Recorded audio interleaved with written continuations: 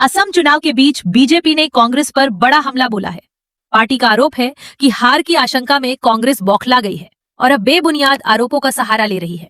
असम के मुख्यमंत्री हेमंत बिस्वा शर्मा पर लगाए गए आरोपों को बीजेपी ने पूरी तरह खारिज करते हुए कहा है कि कांग्रेस ने फर्जी दस्तावेजों के आधार पर ये आरोप लगाए हैं। हमारे असम के मुख्यमंत्री श्री हेमंत बिस्वा शर्मा जी के ऊपर निराधार, सत्यहीन और फर्जी दस्तावेजों के आधार पर आरोप लगाने का अत्यंत निंदनीय और गिरा हुआ काम किया है। बीजेपी ने प्रेस कॉन्फ्रेंस में एक एक करके इन दस्तावेजों की खामियां गिनाई।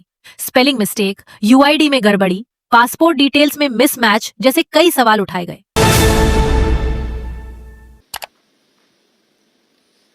इस विषय पे मैं बिंदुवार आपको उत्तर देने का और स्थिति को स्पष्ट करने का तथ्य रखता हूं।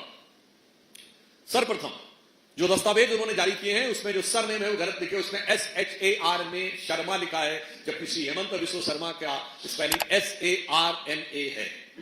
पहली गलती। जो फोटो है वो जो वास्तविकता में यूआईडी के लिए तुरंत फोटो खींची जाती वो न देखकर एक पब्लिक फिगर की पब्लिक डोमेन में जो फोटो अवेलेबल है उन फोटोओं से लगती है। यूएई आईडी जो दिखाया गया है वो सर्वथा गलत दिखाया गया है। आईडी का जो क्रम है जो जन्म के अपेक्षित वर्ष से कनेक्ट होता है वो मैं खाता नहीं दिख रहा है। यूआईडी में जन्म का वर्ष के साथ कनेक्शन होता है।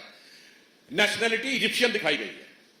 एंटीगुआ और बारबुडा का पासपोर्ट दिखाया गया है और प्रिंटेड फील्ड में MRZ के बीच में जो एक्सपायरी डेट है वो उससे मैच नहीं खाती।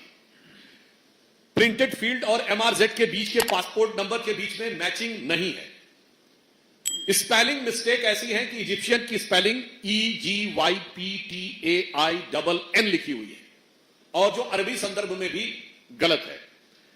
टाइटल डीड का जो QR है वो किसी भी असली रिकॉर्ड से मैच नहीं खाता। इससे स्पष्ट हो जाता है कि मनगढ़ंत मनोहर कहानियां रचकर चुनाव के ऐन मौके पर अपनी तय हार का स्वरूप बदलने का एक खिसियाहट और बौखलाहट भरा यह प्रयास है। सबसे बड़ा दावा यह किया गया कि जिस पासपोर्ट नंबर का जिक्र किया गया है वो असल में किसी दूसरे देश के नागरिक का है जिसका पासपोर्ट पहले ही खो चुका बताया गया है। बीजेपी ने इसे चुनाव से ठीक पहले कांग्रेस की रणनीति बताते हुए कहा कि ये हार के डर से फैलाया गया भ्रम है। साथ ही पार्टी ने कांग्रेस के पुराने घोटालों और विदेशी संबंधों का भी जिक्र किया।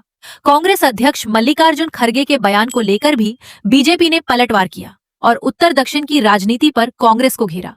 प्रेस कॉन्फ्रेंस में राहुल गांधी और केरल की राजनीति को लेकर भी तीखी टिप्पणियां की गईं और कई ऐतिहासिक उदाहरण पेश किए गए। इसके अलावा बीजेपी ने पश्चिम बंगाल की तृणमूल कांग्रेस सरकार पर भी निशाना साधते हुए उसके घोषणा पत्र तक पर सवाल उठाए।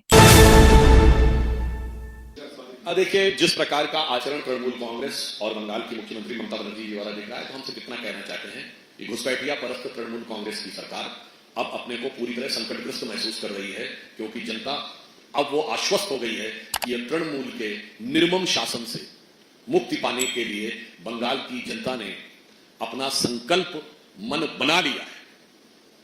और हम पूछना चाहते हैं पश्चिम बंगाल की सरकार से कि तृणमूल कांग्रेस ने अपने घोषणा पत्र का नाम इश्तेहार क्यों रखा है।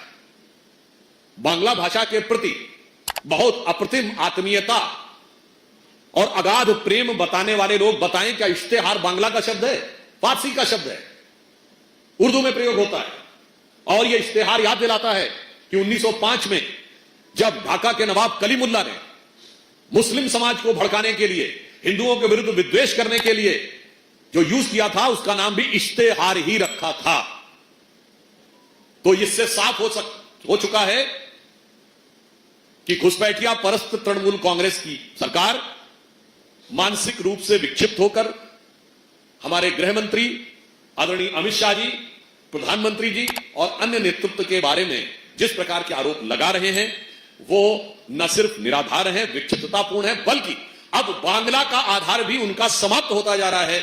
उनका घोषणा पत्र चीख कर इस बात की गवाही दे रहा है। फिलहाल चुनावी माहौल में आरोप प्रत्यारोप तेज हो गए हैं। अब देखना होगा इन दावों का असर जनता के फैसले पर कितना पड़ता है।